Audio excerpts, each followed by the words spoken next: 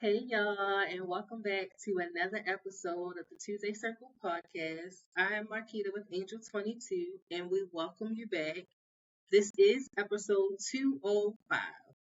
If you are new to our podcast is all about just our life, our testimony as it relates to the loss of our mom.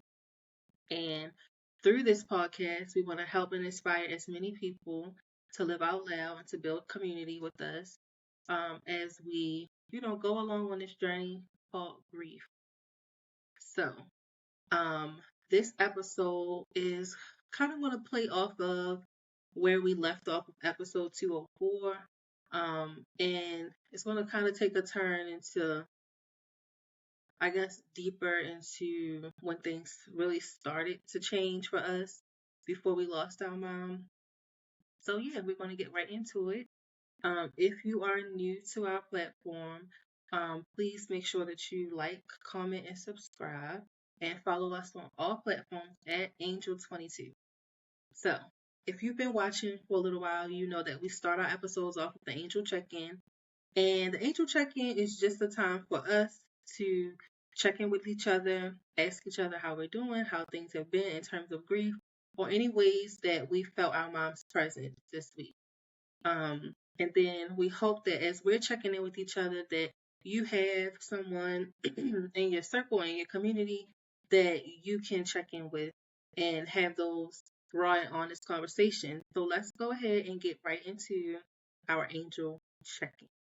So Nick, tell us, how are you feeling? And is there any ways that you felt like mommy has shown up, or that a memory or anything has shown up in your week this week? Yeah, so far this week has been like extremely like busy, so to say. So I think I haven't really had time to really sit and process a lot of things this week because my week has just been like extremely busy, right? So what I will say is so Marquita was in town last weekend, and we had a lot of like family events going on. Cousin going to prom, and then our other cousin having a celebratory birthday slash accomplishment party, and so I felt like that week I felt full just kind of being around like family and friends. But to kind of just hit on the nose about feeling like my mom's presence this week, I feel like even though it was last week, but it's still recent, I felt like, our mom was missing in those special moments. And I feel like I had to go into, and I think I talked about this a lot in like previous episodes, like had to go into my drift off into that other world of, if our mom was here, right? So I definitely played a lot of those scenarios in my head at that moment, and I thought a lot about her because I thought about like what she would wear, what she would be saying, how she would act, all of those things. And, though it kind of sucked that she wasn't in those spaces, I still felt some sense of like, comfort in the way because it made me like laugh. It made me chuckle because I'm like, man, if Sean was here, she would be doing X, Y, and Z. Like I already know how she is. So that's what I would say when it comes to me feeling a little bit closer or having like those small like pocket moments of like our mom throughout the week. Marquita, what would you say?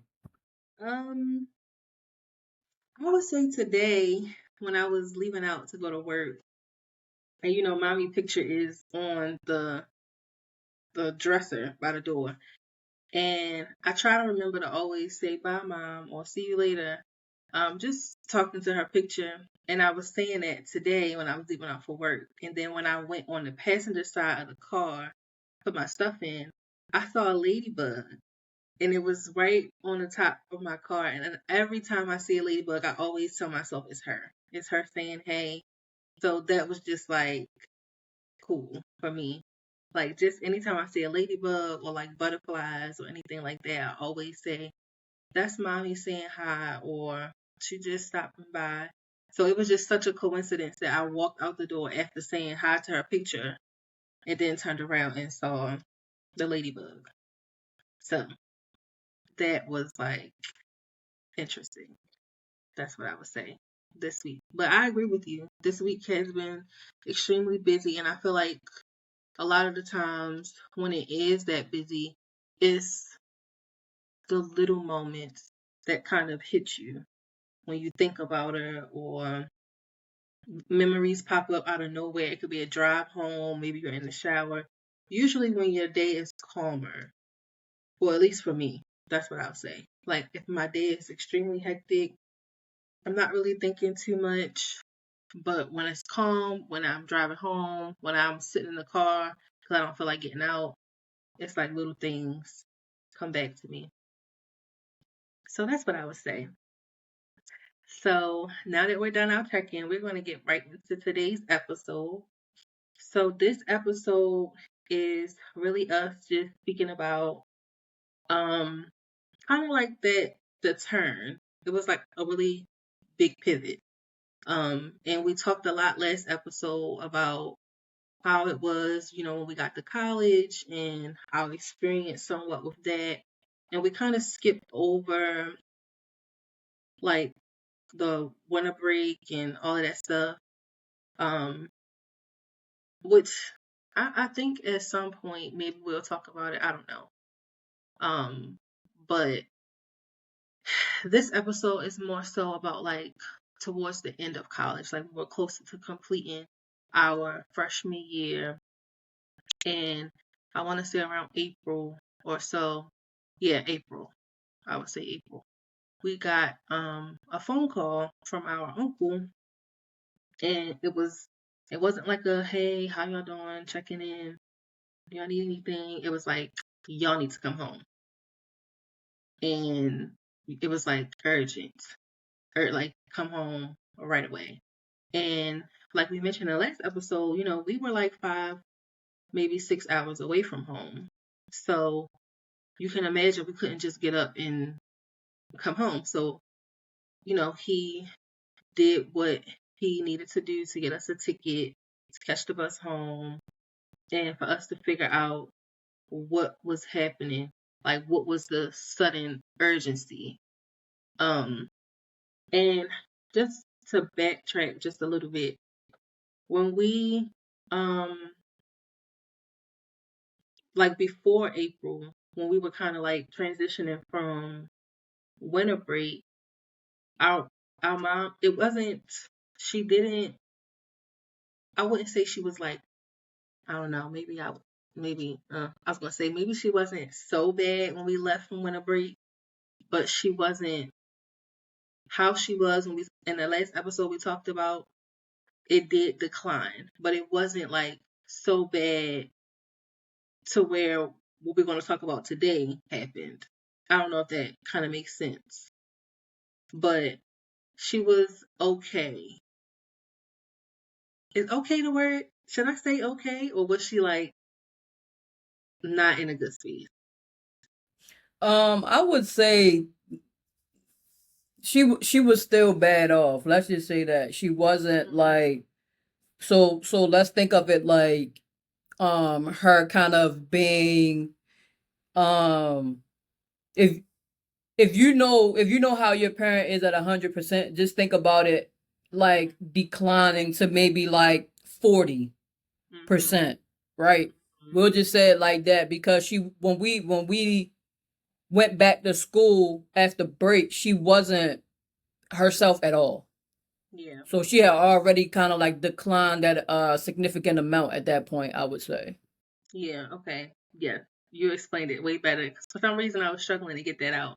But yeah, she definitely, yeah, she declined. And one of the hardest decisions we had to make before we went back to school was putting her in a nursing home. And that was just like, it was hard because our mom was young. She was 40. So it's not like, at 40, that's not the life you envision for a 40-year-old. is to be in a nursing home. But just because of how bad her sickness was getting, it's like she couldn't be alone, even though she wanted to. You go from being like completely independent to you need people to do every little thing. So that was like really tough for us. And I think she went into the nursing home, I want to say January, maybe the tail end of December, January, she went into the nursing home. And from the nursing home, it was like nursing home back and forth to the hospital, nursing home back and forth to the hospital. So that was like kind of like the direction. So fast forward into April, we get the call, we get the bus tickets, and we go home.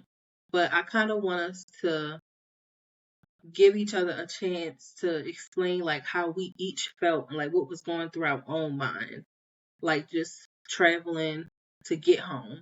Because like I said, we were hours away from home, and just because we're twins, it doesn't mean that we share the same experiences, thoughts, feelings all the time. So I would say for me, on that bus ride home, a lot of what I think I was trying not to think about it too much because I didn't want to be too like too worked up.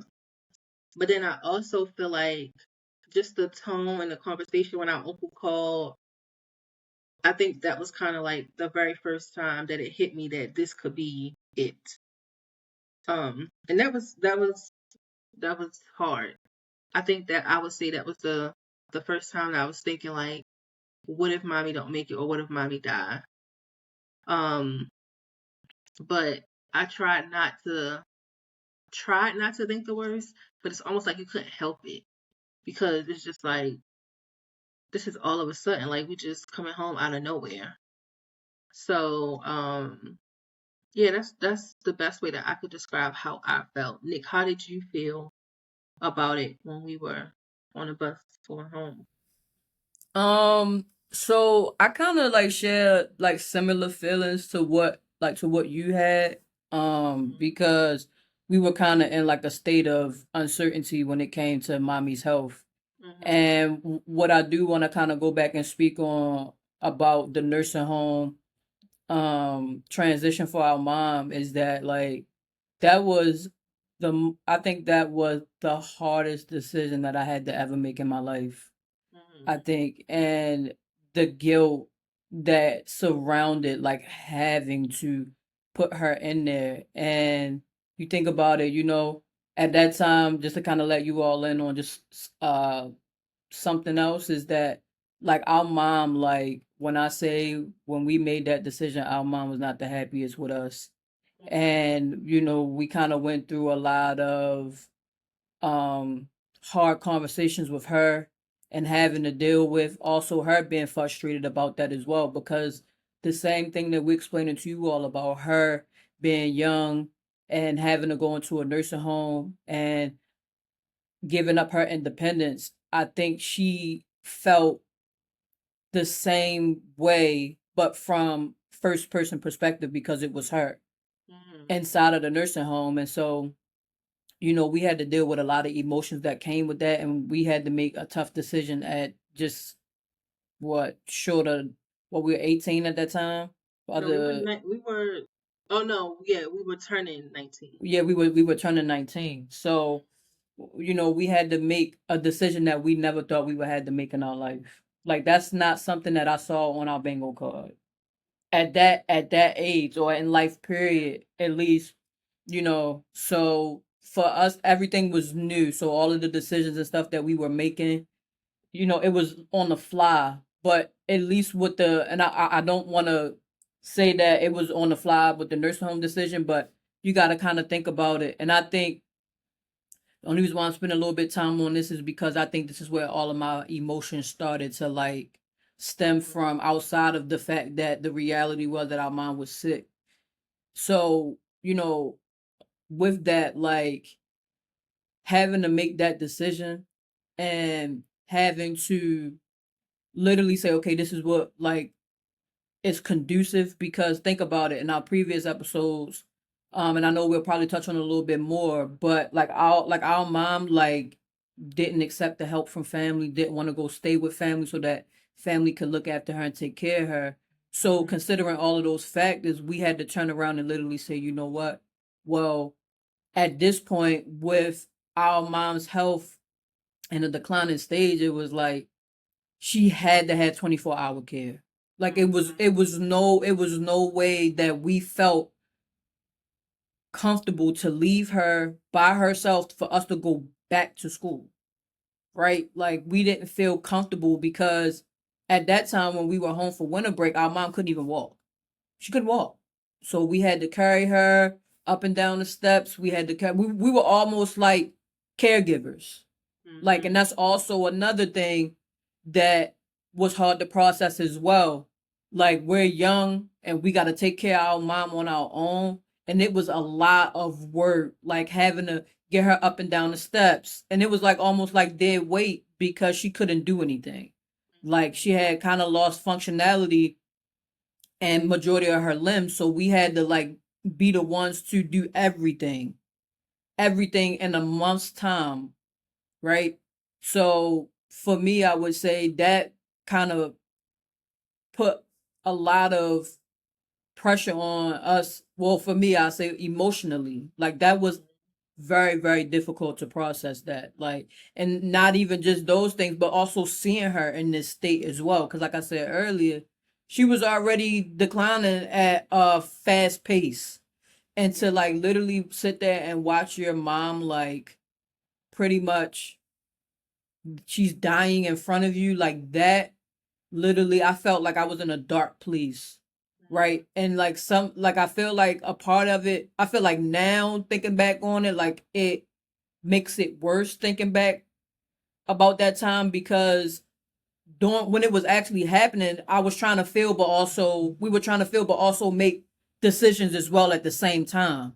So Mhm. it was kind of hard to kind of sit and grieve because we were just on a move, trying to get everything done, trying to get our moms, living arrangements as far as with the nursing home, and then we dealing with when we get back to school. Now we're at school, and now we're worrying, Mhm. right? We're worrying because now she's in a nursing home, and then we also know for some people, not every nursing home, but every nursing home don't really have good staff that treat Mhm. people well while they're there.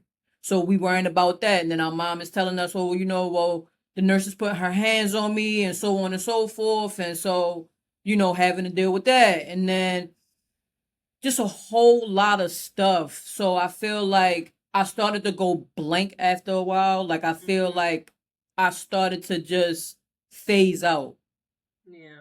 for a good amount of time. I started to just phase out. Like I would go in and out of phases, like trying to process that. And that's for me, that would be like me telling you all first person how I genuinely felt around that time, but it was very, very, very difficult, and it was a very. I kind of hated being in that place because, like Marquita said, you come to the reality of like it's a good chance that our mom could really pass away. Like it's a Mhm. really good chance. Be when you just look at all of the pieces in front of you, Yeah. like it didn't her her health didn't show any progress. It just was declining the entire time. So we were kind of hit with that early. Like I know I was like, and I know this may sound odd to really say, but I know like at some point, like I felt like, well, if this is the reality it's gonna be, like I would feel some sense of relief because she's suffering. Like she's Mhm. literally suffering. And I can't continue to see her this way because it was nothing that she could do after a while. It was almost like her quality of life was in shambles. And we were dealing at the tail end of that. We were just dealing with her pretty much just being frustrated because I feel like she knew it was declining too. Mhm. So we were dealing with the pent up frustration from her being upset, being angry, being mad. So like I said, it was a lot.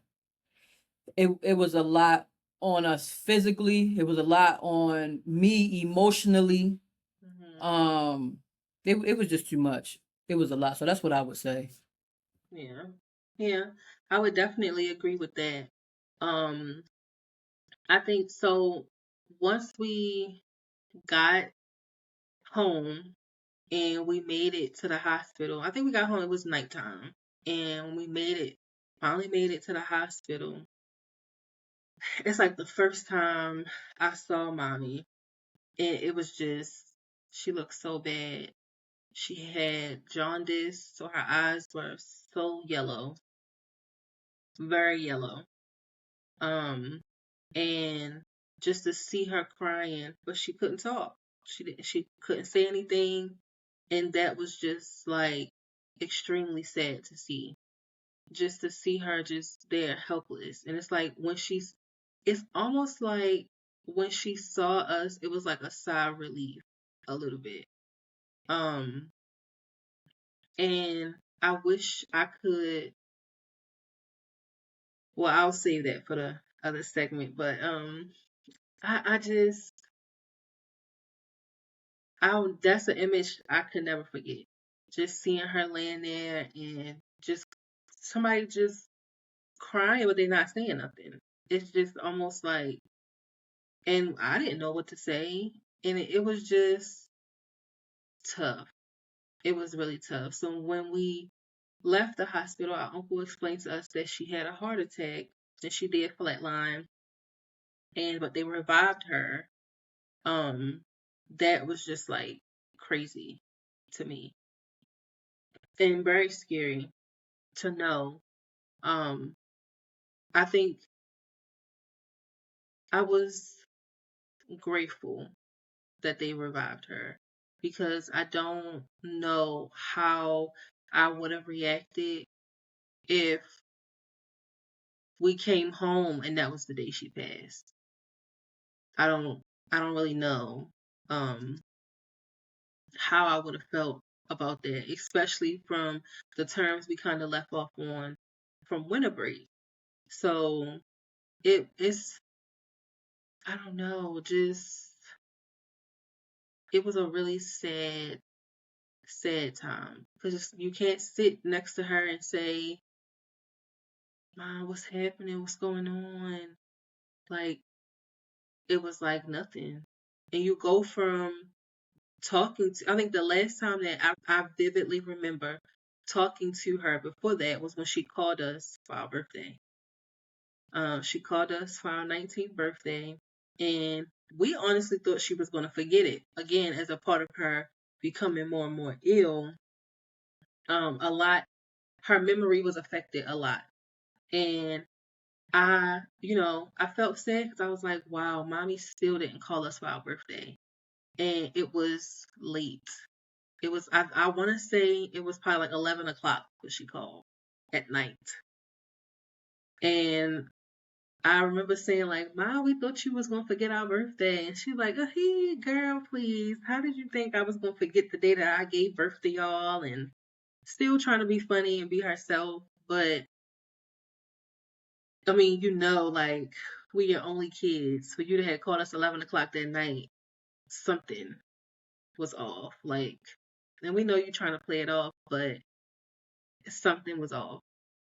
So to go from that, hearing her voice, and now that I think about it, that's the last time that I heard her voice and can kind of like vividly remember. Damn, that's like the last thing she kind of said to us. I think, because I don't know if our birthday's in February, so I don't know if she called us between that time and then what happened in April. Do you recall that we talked to mommy after our birthday? No, I think that was the last time that we. I think that was the last time that we talked to her. I think. Mhm. Yeah. Yeah, that's what I was thinking. So to like it was a again another drastic shift, a change, like Nick mentioned, with us stepping up and becoming caregivers, not really understanding that whole world. That was another change. Then going back to school again, for for spring semester, that was a change. And then now it's this. So it's just like, and when we went home, we weren't home. for a long period of time. I think we probably was home for like 2 days and we went back. So it was just like, yeah, it, and I know it wasn't just like this, but it kind of felt like, okay, your mom had the heart attack. This is what it's gonna be, and then now we back at school, and now we supposed to just like deal and live and continue to get through school and all those things. But one thing I do want to say is that if you are a mom or if you're someone who lost your mom and but you now have kids, please make sure that you teach your kids the importance of staying connected with family. Because and I say that because how like growing up, mommy always kept us around family. We always went to cookouts, birthday parties, went over so and so house, so and so house. We stayed at our aunt house, our cousin house, our uncle house. Like we were always with family and we built our own relationships with family. Now I do personally feel like mommy was like the glue to a lot of relationships, but because I think we are an extension of her and because we spent a lot of time with family, it made it we weren't really alone. We had a village of people who helped us, who cared about us, who checked on us, who did things for us, brought stuff for us, took us places. And I think having that conversation with our uncle opposed to having to have a doctor call us or a nurse call us is like, it's different because it's coming from somebody who genuinely love you or genuinely love us and our mom. So that's a lot. That's a hard pill to swallow and not kind of have the love after that. I don't know if that makes sense. Like if we hypothetically speaking, if we would have gotten a call from where was she at University of Maryland? If we would have gotten a call from University of Maryland from a doctor there saying, "Hey, we're just calling to let you know your mom had a heart attack. This is whatever X, Y, and Z," and then they would just hung up. It's like you don't have anybody to console you or to support you or to check on you. But us having our uncle helped us, to be loved after that. So I would say like, please make sure if things are good, 'cause everybody's family is not in good shape. So I do want to be mindful of that. But just make sure that your kids are surrounded around love, people who love them, who know them, who care about them. Um, and so when they grow up and things happen in life, not even just death, but anything can happen. I think it's important for them to know that they have people to lean on outside of their parents. I think that's a really important thing to instill in them is to love on your family, love on your friends, spend time with them. Don't be distant.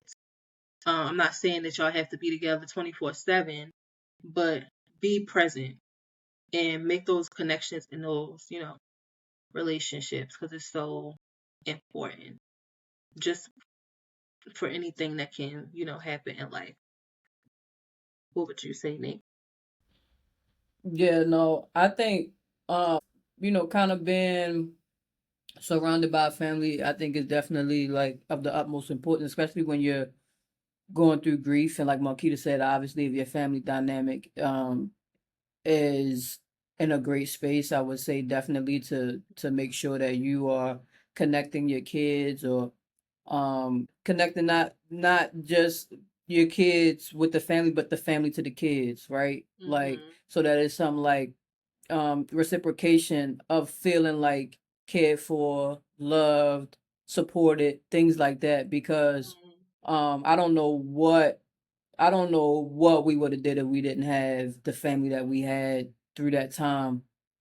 Because it was extremely tough, right? And I just want to kind of go back to because I know Marquita was kind of speaking a lot, so I do want to kind of go back and speak on like that that time of like kind of getting the news that like our mom had had a heart attack, right? And I don't know if this was kind of mentioned, but when we did get the call, the call was urgent to come home, but not about what Mhm. exactly. Like we knew in some way, shape, or form it was about our mom, but it wasn't to the extent of like, oh, your mom, she kind of had a heart attack. She flatlined. We gotta get you all home. It was just no, we need to get you all home. Like, Mhm. so it was kind of like mysterious in a way until we actually got there to see her, and then that's when our uncle kind of broke down like what happened after we were able to kind of spend time seeing her.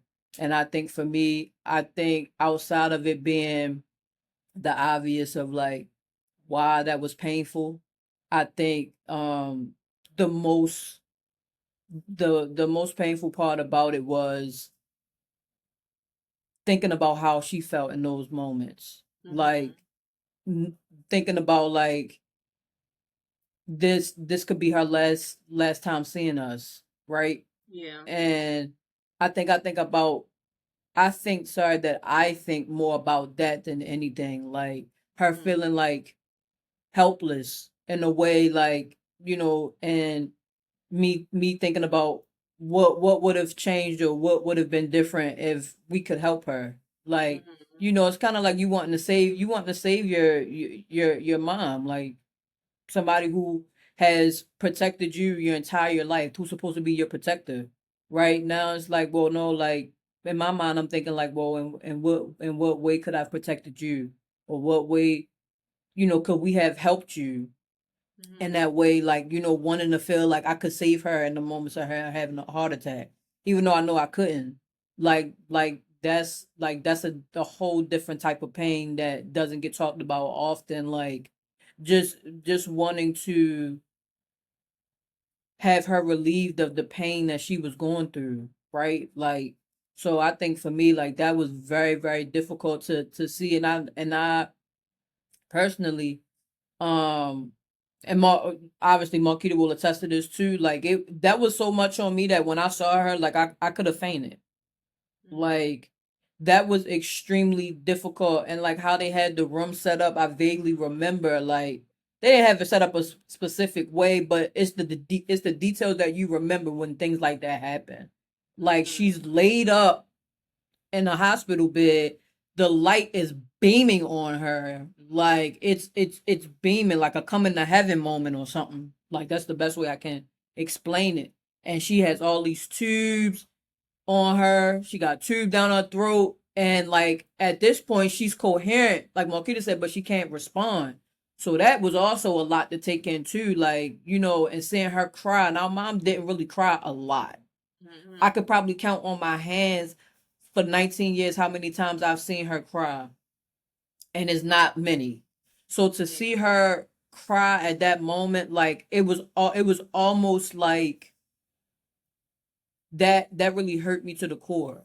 Like that Mhm. hurt me a lot to see her in that way, and like her feeling like I said, feeling helpless, because it's like looking at us like I really didn't, and I could tell her energy, like her the way like our mom kind of operated. She never wanted us to see her like down, going through something or out of shape. Like she always wanted to be seen as like on the up and up.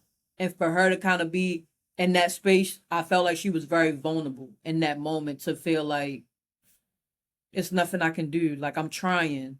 And I think for me, like that, I think that still hurts me personally. Yeah. Like I feel like that's still a sucky feeling. Like, Mhm. and I still remember it as if it was yesterday.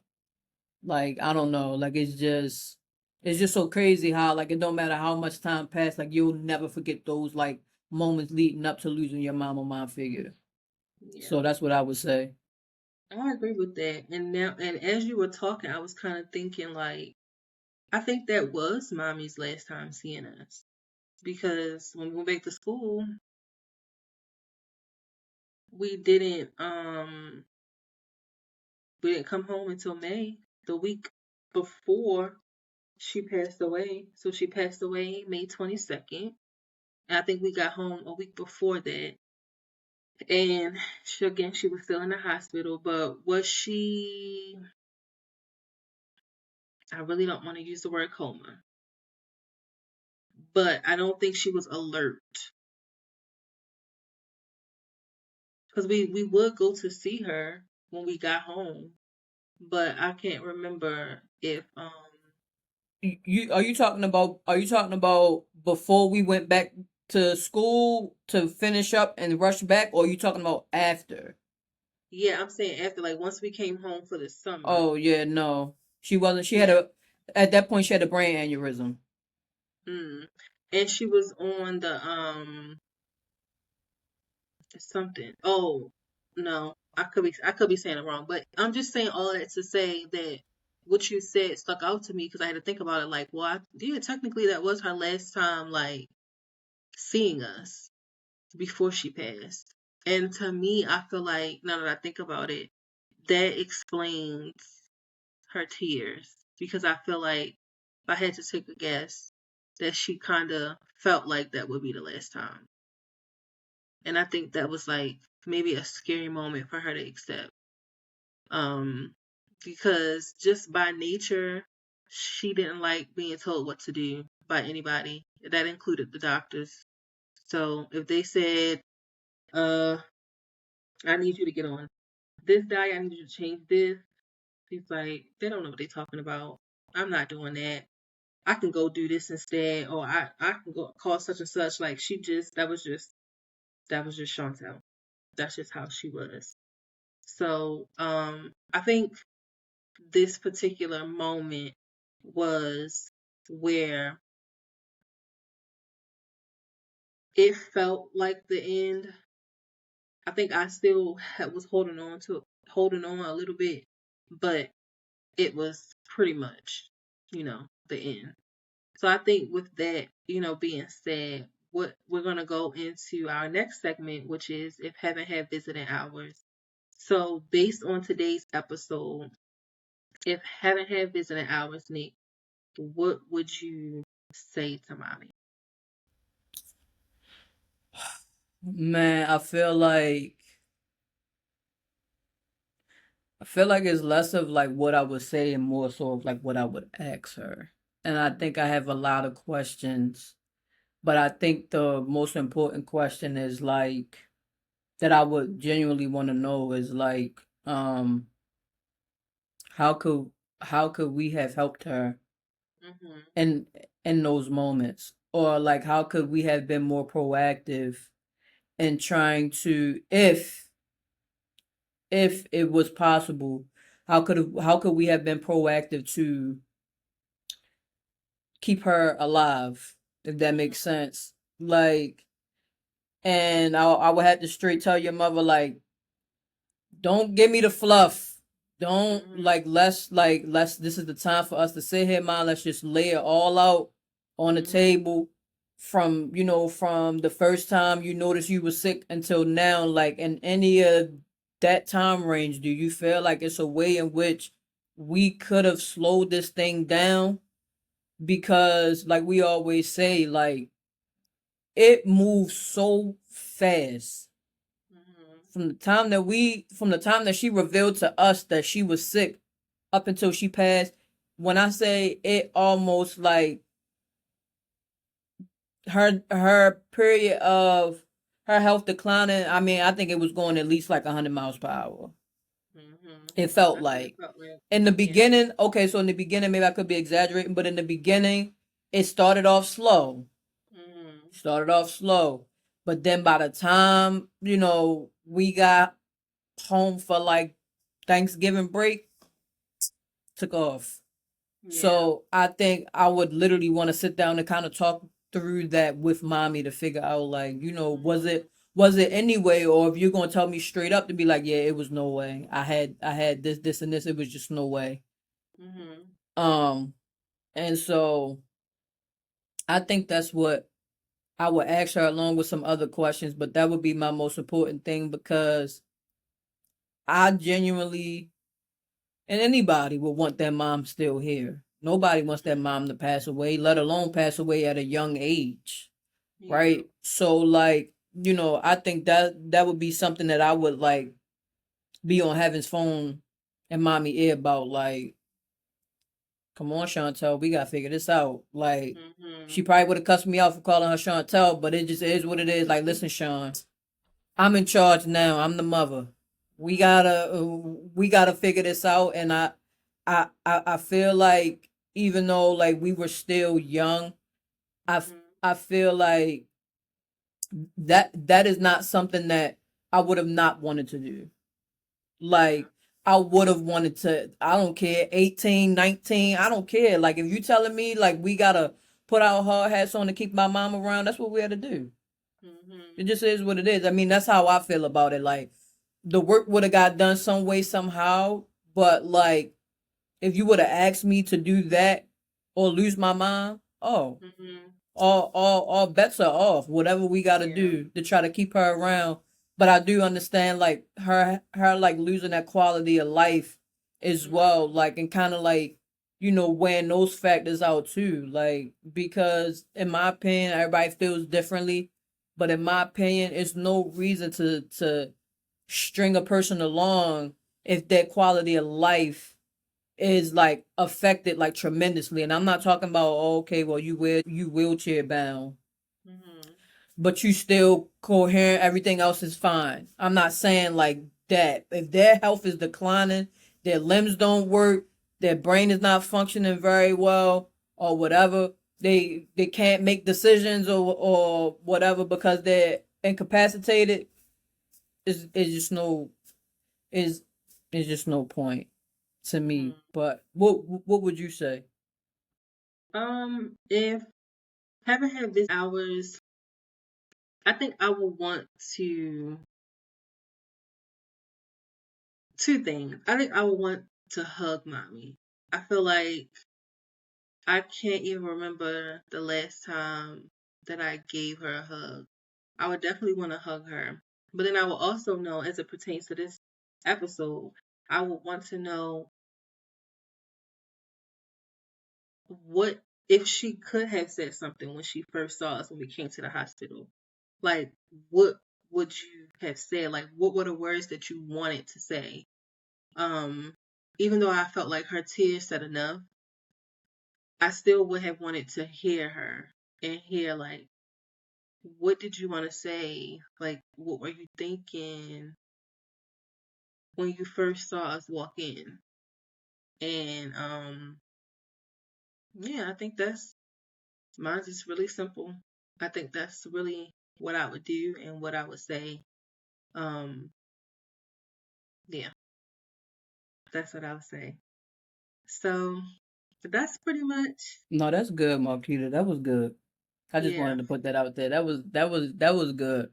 That was Mhm. good because I would want to also know the answer to that too. So put me on a three-way. Mhm.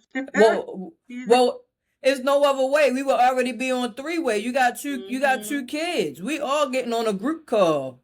Mhm. It is what it is. Definitely. Yes, because you can't tell one without telling the other. So we both had to know something. Um, but yeah. So we hope that y'all have enjoyed episode 2. We thank y'all for listening. If you stayed to the end, although we're not quite at the end because we have to do our cheers, but if you stayed through most of this episode, we thank you so much. And yeah, so we close out all of our episodes with the cheers. We know that conversations about grief, loss, feelings, those things, they are heavy, and it's a lot. We deal with it every day, and I'm sure that you all do too. So we want to take this time to cheers. Cheers to something positive, whether it's a positive memory, whether it's a positive celebration. Like let's get our cheers together. So we each have our cup, and we're going to cheers to whatever it is that you want to cheers to. So I'll go first. I want to cheers to mommy's birthday. Her birthday is coming up. Her birthday is June 10th. So that is on Wednesday. Her birthday is on Wednesday. And I don't know how old she would have been. Let me I be losing track of time. Hold on. Let me see too. She was born 71. mhm. Oh, so she'll be 55. Oh, Oh, she getting it's old. getting old, cutie. She would be like, oh. She would be like, shut up. I ain't getting old. That's what it is, girl. You getting old. You getting old, So cutie. I want to cheers to mommy's birthday coming up and to 55 and fabulous because I know she is turning heaven upside down. So that's Yeah. what I'm going to cheers to. I don't even have a cheers because I think that's a perfect cheers. Like her birthday is coming up, Hmm. and golly, the month is moving fast. Like Real fast. golly, it's moving Real fast. fast. It's wow, it's moving pretty fast. Yeah. Hmm. So let's Okay, so we sharing the cheers. Cheers yeah, to cheers. mommy turning 55 and a happy early birthday to our angel. Yeah, happy birthday, mom. We miss you, Happy girl. birthday. Cheers. Cheers.